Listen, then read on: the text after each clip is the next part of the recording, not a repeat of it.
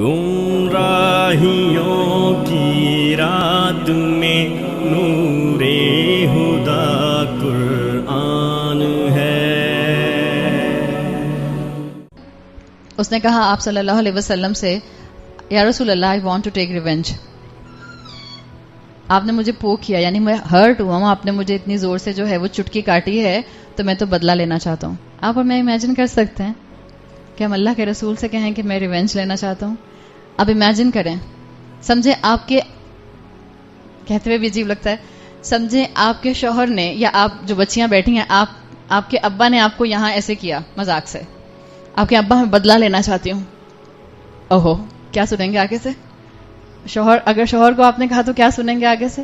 بڑی بہن، شوہر بھی چھوڑ دیں اور ابا بھی چھوڑ دیں، بڑی بہن کو آپ نے کیا اس طرح سے، بڑی بہن کہے گی اچھا تم نے یہ مجھے کیا، میں بدلہ لوں گی تم سے۔ ہم نہیں ایکسیپٹ کرتے۔ کیا کیا رسول اللہ صلی اللہ علیہ وسلم نے؟ آپ نے کہا اوکے ٹیک یور ریونج، استبر، لے لو۔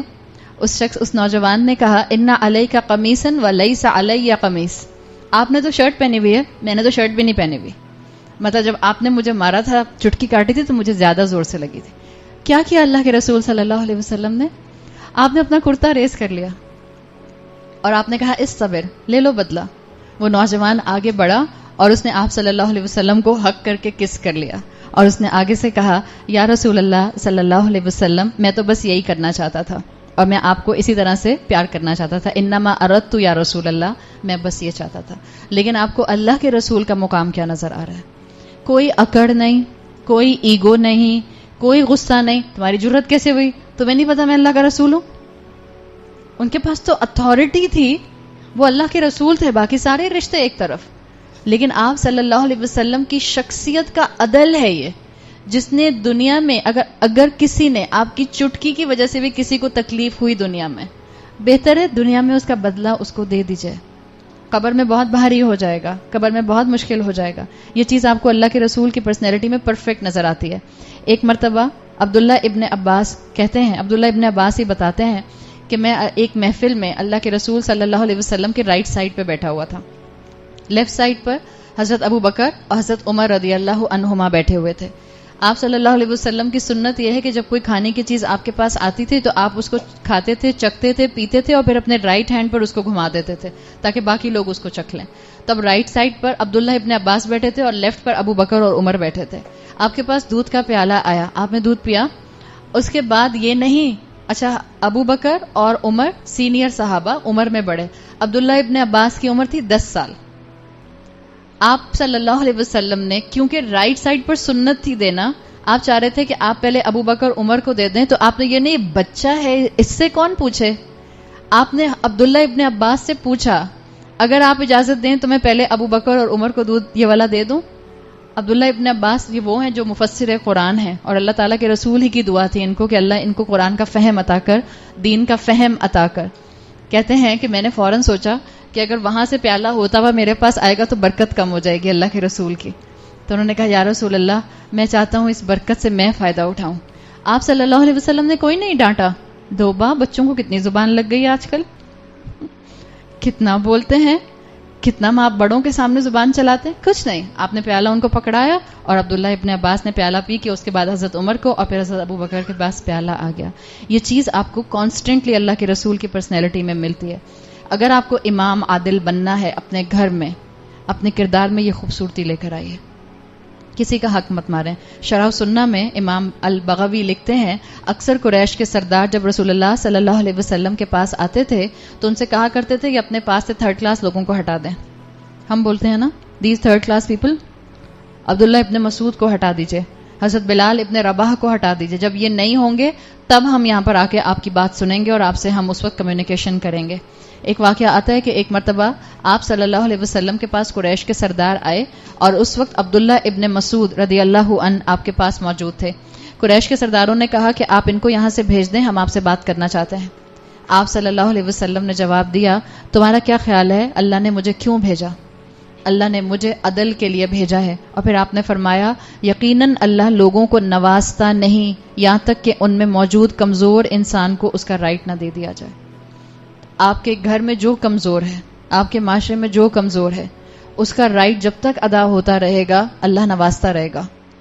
اور جب اللہ کی جو نوازش ہے وہ کم ہو جائے، اللہ کی عطا کم ہو جائے، نعمتیں برسنا کم ہو جائیں، اس کا مطلب ہے کسی کمزور کو اس کا حق نہیں دیا جا رہا. آنکھیں کھولنے والی احادیث ہیں. اسی طرح سے معلوم آپ کو ہوتا ہے کہ آپ صلی اللہ علیہ وسلم کی پرسنالٹی میں یہ عدل کی کیفیت شروع سے تھی. حلف الفضول آپ لوگ جانتے ہیں، جو نبوت سے بھی پہلے ایک پیکٹ ہوا تھا، لیگ آف دا پیکٹ ہوا تھا قریش کے قبائل میں. آپ صلی اللہ علیہ وسلم واز دا ینگسٹ جس میں آپ کو شامل کیا گیا تھا، اس لیے کہ آپ معاشرے میں کانسٹنٹ عدل قائم کرنے والے تھے. اسی طرح ایک مرتبہ واقعہ آتا ہے حضرت عثمان رضی اللہ عنہ کا. حضرت عثمان رضی اللہ عنہ 85 ایئرس کے تھے، خلیفہ تھے، کہ انہوں نے کسی بچے کا پیار میں کان مروڑا. کان بچوں کا آپ مروڑتے ہیں جیسے ہم بچوں کی گالیں پکڑ کے، چیک پکڑ کے ٹویسٹ کر دیتے ہیں. کسی لڑکے کا انہوں نے کان ایسے ہی ٹویسٹ کیا. اس پر لڑکے نے ان سے کہا کہ یہ آپ نے مجھے ہرٹ کیا ہے بہت زیادہ. بس لڑکے نے صرف اتنا بولا بچے نے. اب امیجن کریں یہ 10 سال کا بچہ تھا. حضرت عثمان رضی اللہ عنہ ایک بزرگ انسان تھے، 85 ایئر اولڈ. جب اس بچے نے یہ کہا کہ آپ نے مجھے ہرٹ کیا ہے تو فوراً حضرت عثمان نے کہا کہ اچھا تم بدلہ لے لو. اس نے کہا نہیں امیر المومنین، میں آپ سے بدلہ لینے کے لیے نہیں کہہ رہا، بس میں بتا رہا تھا مجھے ہرٹ ہوا. حضرت عثمان رضی اللہ عنہ نے انسسٹ کیا کہ نہیں تم میرا کان اسی طرح سے ٹویسٹ کرو. اس بچے نے جب کان ٹویسٹ کیا تو حضرت عثمان نے کہا پنچ ہارڈر فإن قصاص الدنیا اہون من قصاص الآخرہ. دنیا کی سزا بہتر ہے، دنیا کی سختی بہتر ہے بجائے اس کے کہ مجھے آخرت میں یہ سختی جو ہے برداشت کرنی پڑے. یہ آپ کو مائنڈ سیٹ نظر آ رہا ہے عدل کا. تو اگر آپ والدین کی پوزیشن پر ہیں، ماں ہیں، اپنی اولاد میں عدل کیجئے. آپ عورت ہیں، آپ بیوی ہیں، آپ اپنے گھر کے اوپر امام ہیں اپنے شوہر کے پیچھے. اللہ نے اس کو آپ کے ساتھ جو ہے وہ حکمران ایک طرح سے ایک قوام کی شکل میں رکھا ہے. باقی رسپانسبلٹی آپ کی ہے کہ آپ اپنے شوہر کے گھر میں ایک امام کے طور پر کیسے چیزوں کو سنبھالتے ہیں. استاد اپنے شاگردوں پر امام ہوتا ہے. امپلائر اپنے امپلائیز پر جو ہے وہ امام ہوتا ہے. تو کانسٹنٹلی آپ جس مخلوق کے اوپر اتھارٹی رکھتی ہیں آپ اس کے اوپر امام کی پوزیشن میں ہیں. آپ دیکھیں آپ اس کے کتنے حقوق ادا کر رہے ہیں، کتنے رائٹس ادا کر رہی ہیں. آپ صلی اللہ علیہ وسلم نے تاکید کی مسلمانوں کو کہ اپنے بچوں کے درمیان میں عدل کرو. آپ کی حدیث میں آتا ہے اتقوا اللہ، تقوی کرو اللہ کا، وَعْدِلُوا بَيْنَ أَوْلَادِكُمْ، اپنی اولاد میں عدل کرو. ایک واقعہ آتا ہے نعمان بن بشیر سے. وہ کہتے ہیں کہ میرے والد نے مجھے ایک مرتبہ تحفہ دینے کا سوچا، دیا بھی نہیں، تحفہ دینے کا سوچا. نعمان بن بشیر نے آ کر آپ صلی اللہ علیہ وسلم کو بتایا کہ میں اپنے اس ایک بیٹے کو یہ تحفہ دینا چاہتا ہوں. آپ صلی اللہ علیہ وسلم نے پوچھا کہ کیا تم نے اپنے باقی بیٹوں کو بھی، باقی اولاد کو بھی یہی تحفہ دینے کا فیصلہ کیا ہے؟ انہوں نے کہا نہیں. آپ صلی اللہ علیہ وسلم نے فرمایا لا اشہد علی الزور، میں اس فالس ہڈ پر تمہارا گواہ نہیں بن سکتا. آپ اٹھے اور وہاں سے چلے گئے. یعنی ہم میں سے جتنے بھی والدین ہیں، آپ صلی اللہ علیہ وسلم نے والد کو یہ بات مینشن کر دی کہ یہ ظلم ہے کہ تم ایک مہنگا تحفہ اپنے ایک بیٹے یا ایک بیٹی کو دے دو اور باقیوں کو مت دو. اگر آپ سے یہ زیادتی ہوتی ہے یا ہوئی ہے تو پلیز اس کو کمپنسیٹ کیجیے.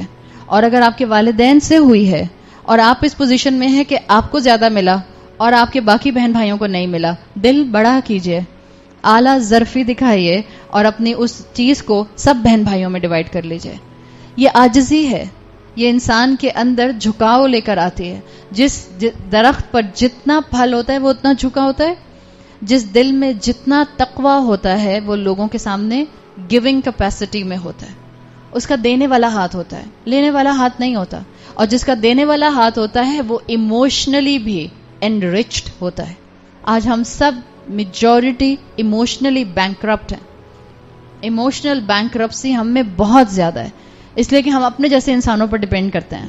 اس نے مجھے ایسے بول دیا، اس نے مجھے ٹیڑھی آنکھوں سے دیکھ لیا، اس نے میری بات نہیں مانی، اس نے مجھ سے غصے میں بات کی. اب بس اب یہ سب چیزیں ہوں گی اور دوسرے لوگوں کے ہاتھ میں میرے ایموشنز کا ریموٹ کنٹرول ہوگا تو ہم آئے دن پریشان رہتے ہیں، آئے دن روتے رہتے ہیں، آئے دن ہمارا نروس بریک ڈاؤن ہو جاتا ہے. اور کسی ایک کے ساتھ بھی ہماری یہ سچویشن آتی ہے تو ہم اگلے 4 دن تک کام کرنے کے قابل نہیں رہتے. ہم کہتے ہیں بس مجھ سے بات نہ کرے کوئی بھی، میں خود ہی ٹھیک ہو جاؤں گی. جب اولاد کی بات ماں باپ نہیں مانتے، اولاد کا بھی اتنا بڑا منہ بن جاتا ہے. کتنا بڑا؟ ابھی دوسرے ہاتھ میں مائک ہے ورنہ بہت بڑا بنا کر دکھاتی. اور پھر اماں پوچھتی رہیں بیٹا کیا ہو گیا؟ کچھ نہیں، خود ہی ٹھیک ہو جاؤں گی، چھوڑ دیں. خود ہی ٹھیک ہو جاؤں گی. یہ مت کیجیے.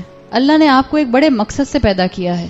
اپنے اندر عاجزی لے کر آئیے, جھکاؤ لے کر آئیے اور دینے والی پوزیشن میں آ جائیں. آپ صلی اللہ علیہ وسلم نے اس چیز کو بھی ظلم قرار دیا ہے احادیث میں کہ آپ اپنے بیٹوں کو اپنی بیٹیوں پر پریفرنس دیں.